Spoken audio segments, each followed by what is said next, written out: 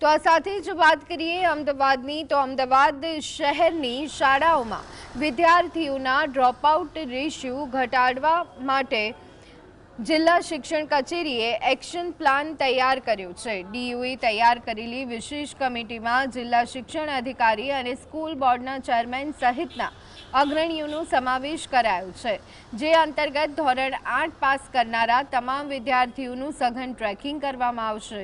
વિદ્યાર્થીઓને ધોરણ 9માં પ્રવેશ મેળવવામાં શું મુશ્કેલી પડી રહી છે તેની તપાસ થશે અને અમદાવાદની તમામ ધોરણ 9 ધરાવતી શાળાઓની યાદી પણ ઓનલાઈન મૂકવામાં આવી છે। પ્રવેશ સુનિશ્ચિત કરવા માટે તમામ શાળાઓમાંથી ધોરણ 8ના તમામ વિદ્યાર્થીઓની માહિતી પણ મંગાવી છે। અત્યારે તેઓ સંભવિત કઈ શાળામાં પ્રવેશ લેવાના છે તેની માહિતી પણ એડવાન્સમાં મેળવી લઈએ।